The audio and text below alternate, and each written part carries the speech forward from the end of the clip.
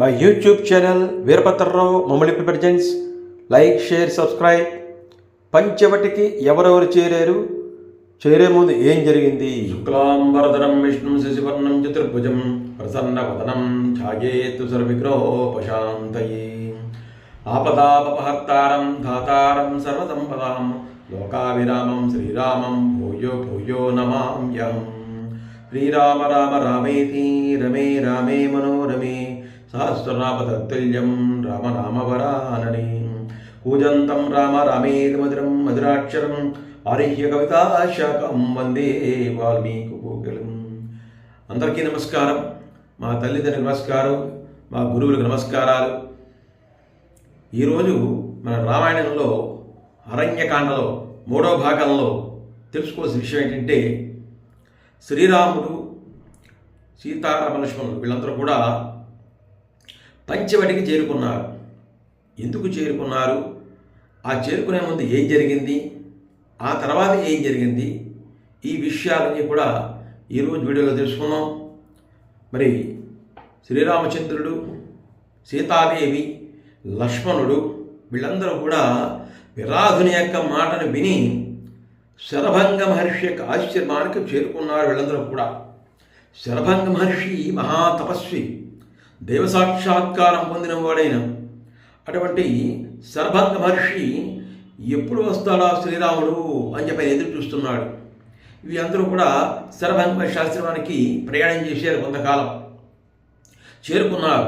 చేరుకున్న తర్వాత ఆ శ్రీరాముడు చూసి పొక్కపోయాడు. శరభంగ మహర్షి చూసి, ఎప్పటి నుంచో చూస్తున్నారు రామా నీ కోసం అని చెప్పి తన తపస్సు చేసినట్టు ఫలితాలన్నింటినీ కూడా ఈ శ్రీరాముడికి ధారపోసేసాడు. మొత్తం ధారపోసేసి ఆయన ఏం చెప్పాడంటే, ఇక్కడి నుంచి మరికొంత దూరంలో సుతీష్ణ మహర్షి ఆశ్రమం ఉంది, అక్కడికి వెళ్ళి ఆ ఆశ్రమంలో సుతీష్ణ మహర్షిని కూడా నువ్వు చేరుకొని అక్కడ నువ్వు ఆయన్ని కూడా దర్శించుకొని అని చెప్పి ఆయన సలహా చెప్పడం జరిగింది. వీళ్ళందరూ కూడా, ఈ మహర్షులందరూ కూడా ఒక మహాకార్య సాధన ముందుగా తెలుసుకున్న వాళ్ళు. వీళ్ళందరూ కూడా భవిష్యత్తులో ఏం జరగబోతోందో ముందుగా తెలుసుకున్న వాళ్ళు వీళ్ళందరూ కూడా. అందుచేతనే వీళ్ళ యొక్క తపప్రవాహం అంతటిని కూడా ఆ శ్రీరాముడికి ఇచ్చేసారు మొత్తం అంతా కూడా. మరి ఆ సుతీష్ణ మహర్షిని దర్శించుకున్నాడు. ఆయన దర్శించుకుని అక్కడికి వెళ్దాం అనుకున్నాడు. ఇంకా వెళ్దాం అనుకున్నప్పటికీ ఈయన ఉన్నటువంటి శరభంగ మహర్షి తన దేహాన్ని విడిచిపెట్టాడు. తన దేహాన్ని విడిచి అగ్ని తేజస్సుతోని బ్రహ్మలోకానికి చేరుకున్నాడు ఆయన. మరి ఇక్కడి నుంచి వీళ్ళు ప్రయాణం అయ్యారు. మళ్ళీ కొంత దూరం ప్రయాణం అయ్యారు. ప్రయాణం అయిన తర్వాత అక్కడ మునులందరూ కూడా శ్రీరాముడికి తమ యొక్క బాధను చెప్పుకున్నారు.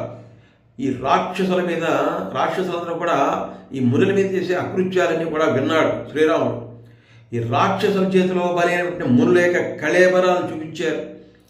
ఈ రాక్షసుల బారిని రక్షించని చెప్పి ఆ మునులందరూ కూడా ఆయన్ని ప్రార్థించడం జరిగింది. అప్పుడు శ్రీరాముడు అన్నాడు, మహాత్మలారా, మీరు నన్ను ప్రార్థించాలి కానీ ప్రార్థించకూడదు, నన్ను ఆజ్ఞాపించాలి అని చెప్పడం జరిగిందన్నమాట. మీరందరూ మహానుభావులు. అది రాముని యొక్క వినయం అంటే అదే. శ్రీరాముని యొక్క వినయం అంత గొప్పదో చూడండి. ఒక చక్రవర్తి కుమారుడైన, ఒక చక్రవర్తికి అల్లుడైన అంత గొప్ప స్థితిలో ఉండి కూడా మునుల్ని ఏమన్నాడంటే, మీరు ఆజ్ఞాపించాలి కానీ మీరు నన్ను ప్రార్థించకూడదు అని చెప్పాడు. అది రాముని యొక్క వినయ విధేయతలంటే. మరి మీ ఆజ్ఞలను శిరసావహిస్తాను అని చెప్పడం జరిగింది. ఎటువంటి అహంకారం లేకుండా వాళ్ళ ముందు శిరస్సు వంచి ఈయన కోరడం జరిగింది. మరి సీతారామ లక్ష్మణులు సుతీష్ణ మహర్షి యొక్క ఆశ్రమానికి చేరుకున్నారు. శ్రీరాముడి దర్శనం కోసం ఆ సుతీష్ణ మహర్షి ఎప్పటి నుంచో ఆయన కూడా దేహాన్ని విడిచిపెట్టకుండా అలా ఎదురు చూస్తున్నాడు. ఈ శ్రీరాముడికి ఎప్పుడైతే కనిపించాడో, ఆశ్రమానికి చేరుకున్నాడో, ఈ సుతీష్ణ మహర్షి కూడా తనకున్న తపశ్శక్తిని అంతా కూడా దారపోసేసి ఆయన అక్కడి నుంచి ఈ శ్రీరాముడు అక్కడి నుంచి బయలుదేరడం జరిగిందనమాట. మరి ఇలా ఉండగా ఈ దండకారణ్యంలో ఉన్నటువంటి మునుల యొక్క ఆశ్రమాలన్నీ కూడా సందర్శించుకుంటూ వెళ్తున్నాడు శ్రీరాముడు సీతా లక్ష్మణులతోటి. దండక అరణ్యం అది చాలా పెద్ద అరణ్యం. దండకారణ్యుడే అంటే దండ ఏ ఆకారంలో ఉంటుందో గుండ్రంగా, అదేవిధంగా ఈ అరణ్యం కూడా చుట్టు ప్రదేశంతో ఉంటుంది అన్నమాట. కీకారణ్యంగా ఉంటుంది దండకారణ్యం. పైనుంచి ఎటువంటి వెలుతురు కూడా లోపల ప్రవేశించినట్టుగా అంత దట్టంగా ఉంటుంది. దండకారణ్యం, మహాభయంకరంగా ఉండేటువంటి దండకారణ్యం. అక్కడ కొంతకాలం ఉన్నారు. మళ్ళా ఇలా 10 సంవత్సరాలు గడిచిపోయింది దండకారణ్యంలో వీళ్ళకి. మళ్ళీ ఈ సుతీష్ణ మహర్షి ఆశ్రమాన్ని వెళ్ళకి వచ్చారు. మళ్ళీ సీతారామలక్ష్మణులు సుతీష్ణ మహర్షి ఆశ్రమానికి చేరుకున్నారు. అతనితోటి ఆయన ఏం చెప్పారంటే అగస్త్య మహర్షిని దర్శించుకోవాలి అనే కోరికను చెప్పుకున్నారు వాళ్ళు. సుతీష్ణ మహర్షి మార్గాన్ని చెప్పాడు సీతారామలక్ష్మణులకి. అగస్త్య మహర్షి ఆశ్రమానికి ఎలా వెళ్ళాలో మార్గాన్ని సూచించాడు. తన ఆశ్రమానికి దక్షిణంగా 4 యోజనాల దూరంలో అగస్త్య యొక్క ఆశ్రమం ఉంది. అగస్త్య యొక్క సోదరుని ఆశ్రమం ముందు వస్తుంది అని చెప్పారు. మడికి నుంచి 4 యోజనాల దూరంలో ఉంది సుతీష్ణ ఆశ్రమం నుంచి మాట. యోజనము అంటే 8 మైళ్ళు, మైల్ అంటే 1.5 కిలోమీటర్లు. అంటే సుమారుగా మైళ్ళలో చెప్పాలంటే 8 మైళ్ళు, కిలోమీటర్లో చెప్పాలంటే 13 కిలోమీటర్లు. సుమారుగా 8 మైళ్ళు 13 కిలోమీటర్లు. ఇది కులమానం. అక్కడి నుంచి 13 కిలోమీటర్ల దూరంలో అంటే 4 యోజనాల దూరంలో ఉందన్నమాట. అక్కడి నుంచి ఈ రకంగా ఆయన చేరుకోవడం జరిగిందనమాట. మరి అగస్త్య సోదరాశ్రమం అక్కడ యోజన దూరంలో అగస్త్యాశ్రమం చెప్పడం జరిగింది. మహర్షి వద్ద సెలవు తీసుకుని బయలుదేరాడు సీతారామలక్ష్మణులు. సాయంకాలానికి అగస్త్యుని యొక్క సోదరు యొక్క ఆశ్రమాన్ని చేరుకున్నారు వీళ్ళందరూ కూడా. సీతారామలక్ష్మణులు సాయంత్రానికి ప్రయాణం చేయగా ఈ నడుచుకుని సాయంత్రానికి అగస్త్య మహర్షి సోదరుడి యొక్క ఆశ్రమం ఉంది. అగస్త్య మహర్షి కాదు, అగస్త్య మహర్షి సోదరుడి ఆశ్రమం. ఆయన అగస్త్య భ్రాత అంటారు. ఇక్కడ ఇది ఎక్కడైనా సరే ఈయన విషయం చెప్పేటప్పుడు అగస్త్య సోదరుడి పేరేమో చెప్పబడదు. ఏదైనా సందర్భం వస్తే అగస్త్య భ్రాతవి అంటారు. అంటే అన్నగారి సోదరుడి యొక్క పేరుతోటి తమ్ముడు కానీ అన్నగారు కానీ పేరు పొందినప్పుడు, వాళ్ళ పేరు కాకుండా ఇంకొకరి పేరుతోటి వాళ్ళ పేరు పొందినప్పుడు అగస్త్య భ్రాత అని ఉపయోగించడం జరుగుతుంది. ఆ రకంగా ఈ పదబంధం జాతీయంగా స్థిరపడింది. అగస్త్య సోదరుని ఆశ్రమంలో ఆ రాత్రి గడిపారు సీతారామలక్ష్మణుడు. మళ్ళా ఉదయమే బయలుదేరి అతని సోదరుడైన అగస్త్యుని యొక్క ఆశ్రమానికి బయలుదేరే వీళ్ళందరూ కూడా. ఈ అగస్త్యుడు మహాతపస్య సంపన్నుడు. ఈ ఆకాశాన్ని తగిన వింధ్య పర్వత గర్వాన్ని అణిచినవాడు. ఆకాశాన్ని తగినటువంటి వింధ్య పర్వత గర్వాన్ని అణిచినవాడు ఈ అగస్త్య మహర్షి. అగం స్తంభైతి అగస్త్య, ఆ పర్వతాలు స్తంభించేశాడు కనుక అగస్త్యుడు. మరొక వీడియోలో ఈ అగస్త్యుడు ఏ విధంగా ఈ వింధ్య పర్వత గర్వాన్ని అణిచివేశాడో తర్వాత వీడియోలో చెప్పుకుందాం. ఇప్పుడు కంటిన్యూషన్లో అగస్త్యుడి యొక్క ఆశ్రమాన్ని చేరుకున్నారు. ఈ అగస్త్యుడు మహాశక్తి సంపన్నుడు. పర్వతాన్ని సమర్పించేసాడు. అగం స్తంభైతి అగస్త్య అని పేరు వచ్చింది వాడికి. ఈ శ్రీరాముని యొక్క రాకని గమనించాడు అగస్త్యుడు. శిష్య సమేతంగా ఎదురు వెళ్ళాడు. అతన్ని గౌరవించేట సంప్రదాయం ఇది.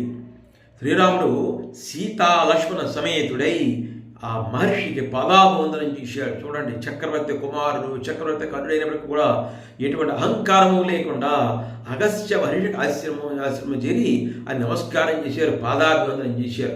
ఎప్పుడైనా సరే పెద్దల ముందు అహంకారాన్ని ప్రదర్శించకుండా గౌరవభావంతో ఉన్నట్లయితే వాళ్ళ యొక్క అనుగ్రహం కలిగి ఎప్పుడు విజయాలను ఎప్పుడు కూడా పొందుతూ ఉంటారనేకి ఈ కథలన్నీ కూడా రామాయణంలో మనకి ఆదర్శంగా నిలబడతాయి. మరి ఈ రకంగా అగస్త్య మహర్షి దగ్గర చేరడానికి అగస్త్యుడు ఏం చేశాడంటే శ్రీరాముడికి ఒక దివ్యమైన ఒక ధనుస్సుని ఇచ్చాడు. అక్షయ తూనేరాలు ఇచ్చాడట. అంటే ఇప్పుడు ధనుస్సు మనం ఈ భుజాలు పెట్టుకున్నప్పుడు వెనకాల బాణములు పెట్టుకునే ఒక పెట్టి ఉంటుంది కదా, బాక్స్ అంటాం కదా. ఆ బాణాలు దాంట్లోంచి ఎలా వస్తాయట అక్షయ తూనేరాలు. అంటే ఎన్ని బాణాలు తీస్తే అన్ని బలం నిండిపోతూ ఉంటుంది. అటువంటి అక్షయ తూనేరాలు ఇచ్చాడు. లెక్కలేని తూనేరాలు దాంట్లో ఉంటాయన్నమాట. ఇది మునుల యొక్క ఆశీస్సులు అంటే ఏమిమాట. అటువంటి అక్షయ తూనేరాలను పొందాడు అగస్త్య మహర్షి నుంచి శ్రీరాముడు. మరి అమోఘమైన ఖడ్గాన్ని బహుకరించేటువంటి దీంతో పాటు గొప్ప ఖడ్గాన్ని కూడా బహుకరించాడు అగస్త్య మహర్షి. జయం కలుగుతని ఆశీర్వదించాడు. చూసారా, భవిష్యత్తులో ఏం జరగబోతుందో ముందుగానే సూచించాడు. మునుల యొక్క మాటలు ఎప్పుడూ కూడా వృధా కావు, వ్యర్థం కావు. కష్టాలతో కూడిన వనవాసానికి నీతో పాటు ఒక చక్రవర్తి కూతురు సీతాదేవిని భార్య రావడం గొప్ప సాహసం చేసింది అని చెప్పి శ్రీరాముని సీతాదేవిని ప్రశంసించాడు. ఈ రకంగా శ్రీరాముడు తాను నివసించడానికి అనువైనటువంటి ప్రాంతాలు సూచించమని అగస్త్య మహర్షిని అడిగాడు. ఒక్క క్షణం కళ్ళు మూసుకుని ధ్యానం చేసి ఆయన చెప్పాడు, ఇక్కడికి 2 యోజనాల దూరంలో పంచవటి అనే ఒక ప్రదేశం ఉంది అని చెప్పడం జరిగిందనమాట. ఇక్కడి నుంచి పంచవటి అనే ప్రదేశం ఉంది, అక్కడ ఫలాలకు లోటు ఉండదు, జలాలకు లోటు ఉండదు, గోదావరి ప్రాంతము, అక్కడ నివసించడానికి నీకు చాలా అనువైన ప్రదేశము అని చెప్పి అగస్త్య మహర్షి ఈ సీతారామ లక్ష్మణులకి చెప్పడం జరిగింది.